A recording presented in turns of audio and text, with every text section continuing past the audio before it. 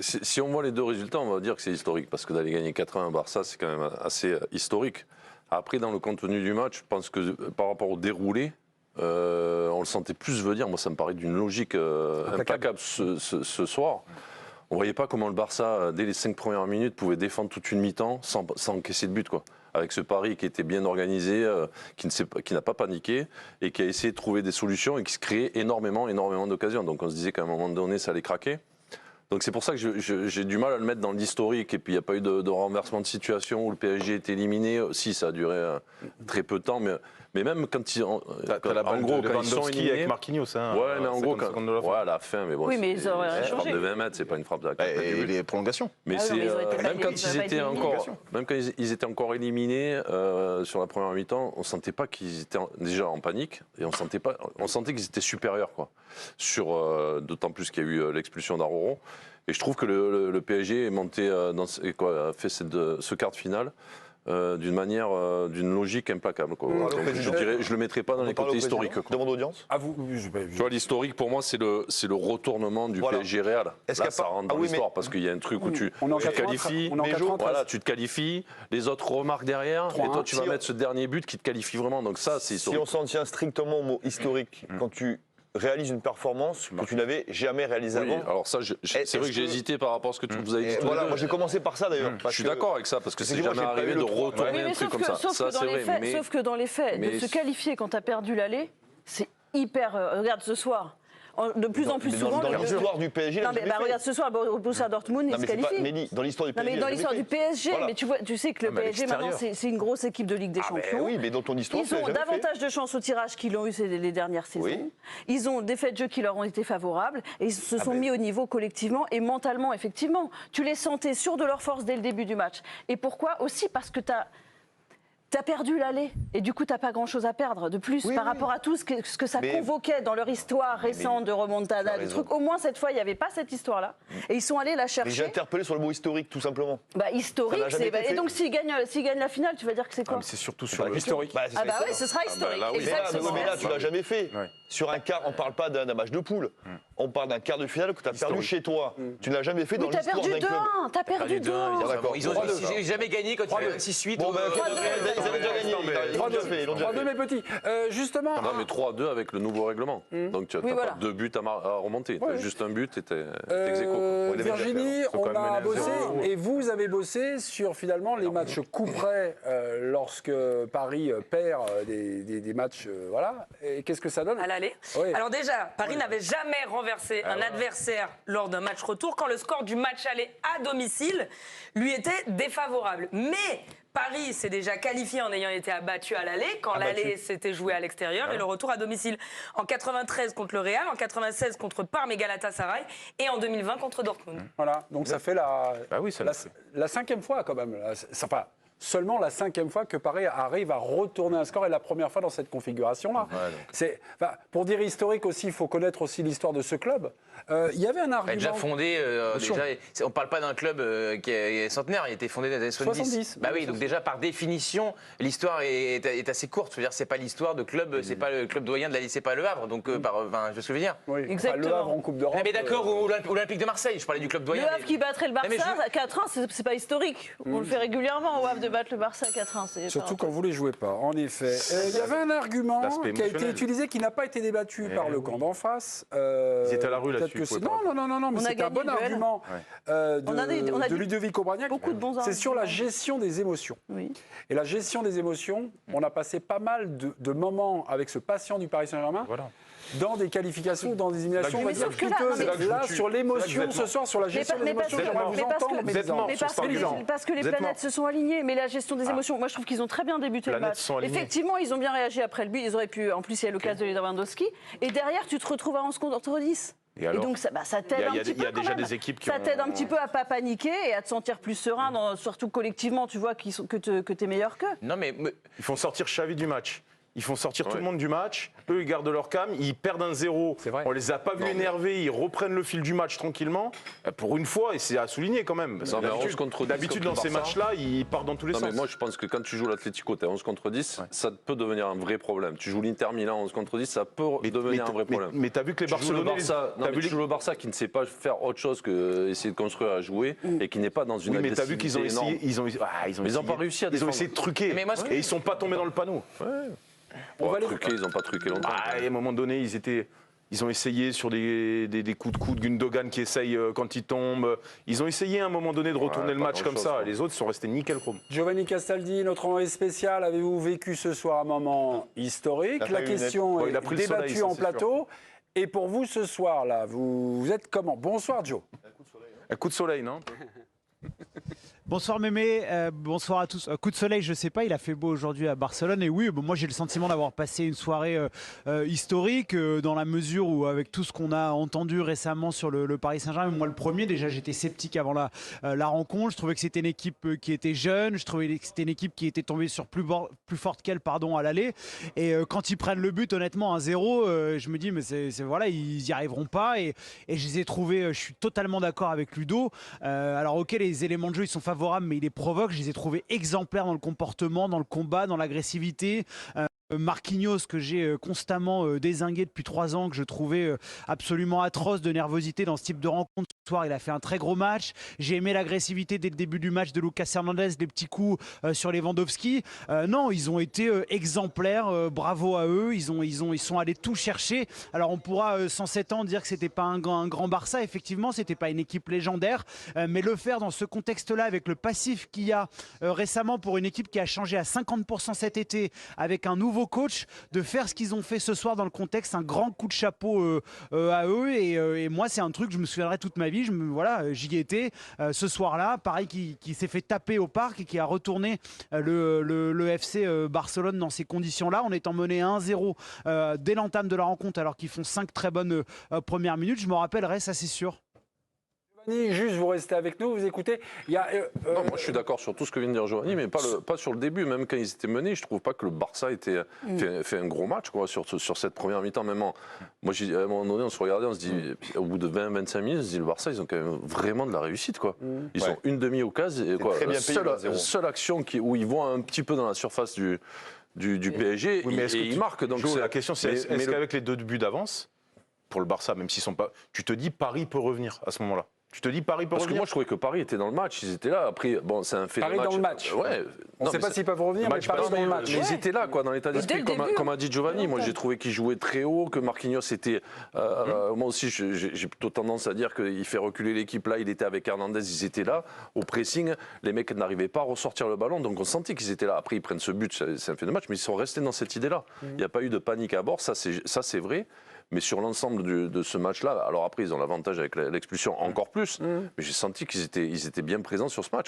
Alors, une expulsion d'Araujo autour de la 30e minute, 29e minute, merci Bertrand, vous êtes mon chrono ce soir. Et puis un penalty, offert. On va dire offert par Cancelo, qui fait une faute alors que Dembélé ne s'ouvre pas le chemin. Non, mais est-ce que c'est, là, juste comme ça, quand on regarde un peu cliniquement, est-ce qu'on se dit que le Barça a filé la qualification? Non, c'est aussi parce que de l'autre côté. C'est aussi parce qu'ils sont à la rue. Ils ont perdu les pédales. Ils perdent les pédales. 2 minutes avant, Paris était allé la chercher, tu vois. Exactement. Ce sont des faits de jeu provoqués. Exactement. Faits de jeu provoqués. Ça veut dire que tu as le fait de jeu où c'est une boulette, où rien ne se passe et le mec va te faire une main ou un truc. Là, l'expulsion, elle est quand même que Barcola, il fait la bonne course, il passe devant. Et qu'après, il provoque la mauvaise décision d'Araujo. Et qu'après, ils sont tellement à la rue avant le penalty que le mec il fait un geste défensif qui est absurde, parce que tu as le joueur qui est dos tourné au but, qui va sortir de la surface, et où là le contact il est implacable. Xavi se fait expulser 2 minutes avant. Bien sûr, oui. Donc ça contribue aussi à mettre de la nervosité dans ce match-là. Ils prennent le bouillon sur cette séquence-là. Il se fait expulser en mettant un gros coup de savate dans le... Il n'a pas eu besoin que Xavi prenne un rouge pour péter les plombs. Il est capable, c'est Cancelo, d'avoir un pet au casque. Ça contribue à la nervosité ambiante. Quand tu vois ton entraîneur comme ça, ça crée des trucs. Tu vis ça comme une injustice. Pour moi, ça ça c'est de la flûte parce qu'en fait, ça, la flûte à bec. Ouais, exactement. Pour moi, ça c'est des analyses totalement réversibles. C'est-à-dire que si derrière ça se passe mieux, on dit eh ouais, donc là électrochoc, le mec, mais si, mais je t'assure, c'est comme les entraîneurs quand sur le banc ils sont flegmatiques. Quand ça se passe mal, on dit les mecs, les spectateurs, ils font rien. Et après, quand ça gagne, c'est mais transmet le calme à ses joueurs. Bertrand, tu perds ton coach. Et tu perds ton coach dans tous les cas. Tu les entends pas. Vos coachs, vous les entendez jamais. Toi, t'es joueur de couloir éventuellement, mais avec le bruit qu'il fait, machin. Ludo, en revanche, c'est que l'attitude de Xavi, elle te montre qu'à ce moment-là, ils sont tous dépassés. Ils sont dans la ça veut dire juste que, effectivement, Paris a mis tous les ingrédients du début à la fin, malgré le but encaissé, que l'expulsion, elle est quand même grâce à Paris, que le penalty, il est grâce à Paris. Moi, je suis entièrement d'accord avec ça. Et que, effectivement, Xavi, lui, il vrille, et ce qui est très rare. Parce qu'ils sentent qu'il a plus d'issue dans ce match-là. Non, mais ils sont dépassés depuis un moment, Barça. Oui, c'est pas uniquement à ce moment-là qu'ils sont dépassés. Moi, je trouve qu'ils sont dépassés depuis un moment. Le 0, il est bien payé. Ah oui, non, mais c'est ce qu'on disait. Et après, moi, je te dis, en plus, en perdant un joueur, les mecs déjà n'arrivaient pas à sortir le ballon. Parce que moi, je trouve qu'en fait, le PSG a étouffé le Barça. Ils ont fait vraiment un pressing très, très haut et tout le monde a suivi. Donc c'est ce qui a permis le milieu de terrain du Barça, où on disait c'est largement au-dessus de Paris. Avant le match, on les a pas vus. Ils ont été étouffés. Ils n'arrivaient pas à sortir une balle. Gundogan, on l'a vu un moment sur une frappe. Oui, celle qui tape le premier. Mais tu vois, ils ont souvent allongé sur Lewandowski et le ballon revenait direct, quoi. Juste sur la gestion des émotions, je reviens, c'est mon côté Colombo. Je me suis posé des questions sur la gestion de l'égalisation à la 54e minute, au moment finalement où Paris revient, on va dire, à hauteur.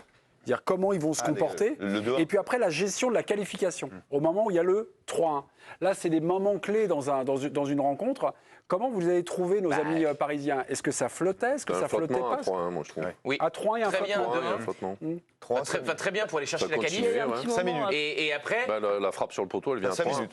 Puisque t'as pas breaké, ton 4e but arrive très tard, et il y a un moment donné où tu as quelques pertes de balles, un peu de déconcentration, sans doute le fait que tu dises on est proche de réaliser une super perf, un peu le bras qui tombe un peu. Que faire? Et bon, il y a un hors-jeu, sinon parce qu'il y a péno, parce que Donnarumma emplâtre Lewandowski, mais voilà, il y a cette avertissement-là. Et le tournant, c'est le retour de Marquinhos. Le poteau, le retour de Marquinhos. Il y a quelques situations qui font que. Mais donc je les ai trouvés mieux à 2-1 qu'à 3-1. Juste, mes amis, évidemment, vous êtes nombreux certainement à nous suivre. Je regarde. Oh là là, c'est fantastique. C'est des audiences d'une chaîne comme TF1 ou France 2, il faut citer les autres marques. Les notes de l'équipe du soir. Vous allez sur le site L'équipe, il y a tous les joueurs qui vont s'afficher, vous notez, et puis on prendra rendez-vous un moment avec les copains de l'équipe du soir. Il y a la première action. C'est pas d'un joueur, c'est pas l'entraîneur. Ah, le président. C'est le président du Paris Saint-Germain. Virginie, c'est à vous. On attendait ce moment, on est un grand club. Voilà ce qu'il a dit Nasser El Raifi. On a fait un grand match malgré les critiques après le match aller. On était prêts pour ce moment. Voilà, on est un grand club, on a fait un grand match malgré les critiques après le match. Quand on dit on a un grand club, est-ce qu'il faut le lire avec l'inimitié ou la haine envers le Barça? Tout dépend de la question, non? Il boit du petit lait. Ça, c'est sûr qu'il boit du petit lait parce qu'on n'a pas la chance d'avoir ses analyses après chaque match. Là, effectivement, sort de qualif. Généralement, il n'écoute pas beaucoup les questions, Nasser. Nasser, il arrive et il sort son truc. Général. De toute façon, Paris qualifié, Paris machin, vous êtes heureux. Enfin voilà. Non, mais il jubile parce que c'est contre Barcelone, c'est sûr, et qu'on sait qu'il y a des inimitiés entre les deux dirigeants. Voilà. Mais bon, je pense qu'il ne veut pas dire non plus que le Barça est un petit club. Après, dans la tribune, ils ont montré quelques images. Il a été très classe, très feutré. Il ne s'est pas levé quand il y a eu les buts à en faire des tonnes. Il est resté. Ah, vous aviez, vous, une caméra on a vu des plans avec. Il y avait des plans. Et je trouve qu'à la fin, même, la première chose qu'il fait, c'est d'aller saluer Laporta sans excès de. J'ai trouvé ça plutôt classe. C'est un président qui apprend. On se souvient qu'en 2017, il avait fait le tour, après le match aller contre le Barça, 4-0, il avait fait le tour du Parc des Princes avec les joueurs.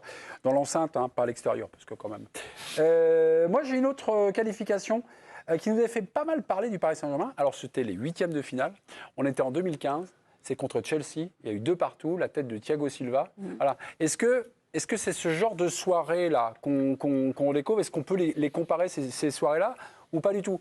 À l'époque, c'était Chelsea, à l'époque, c'était 2015. Et c'est 8e de finale pour un passage en quart. Celle-ci, elle avait été avec une histoire de prolongation ou rien à voir? Oui, il y a des prolongations. David Luiz et Thiago Silva. Et à 10. Et à 10, avec l'expulsion d'Ibrahimovic. Il y avait quelque chose de plus inattendu, avec plus d'émotion, parce que ça se fait au forceps. Tu l'es vraiment perdu à un moment donné. Irrationnel. Il l'arrache, plus irrationnel. T'es éliminé en plus. T'es éliminé. Exactement. Qualifié à la Là, je trouve qu'on a eu, pas 90 minutes, on a eu 1 heure pour sentir arriver à la qualification. Donc ça n'enlève rien. Au niveau des émotions, voilà, ça n'enlève rien à la performance. Je préfère le 2015. Mais disons que là tu sens l'histoire arriver. Donc bravo à eux, il n'y a pas de souci. Mais à Chelsea, c'était incroyable. D'ailleurs, on s'en souvient un peu. Ça a déjà été fait. Mais non, si tu m'aurais dit au niveau des émotions, est-ce que c'est un match qui vous a transporté dans des émotions qu'on n'avait jamais eues ce soir? Je t'aurais dit non, parce qu'avec ce PSG, même ce PSG-là, sans parler de l'époque Ginola, Comboire et tout, j'en ai même eu des plus grandes encore. Mais du PSG QSI, c'est fait que la 2015, elle m'a plus transporté que ce soir. Ouais. Autre réaction après celle de Nasser El Khalifi, c'est Ousmane Dembélé, buteur ce soir, comme au match aller et au match retour. Donc. Et il fait des éloges à son coach. Tout le monde y a cru, on savait qu'on allait marquer des buts à Barcelone.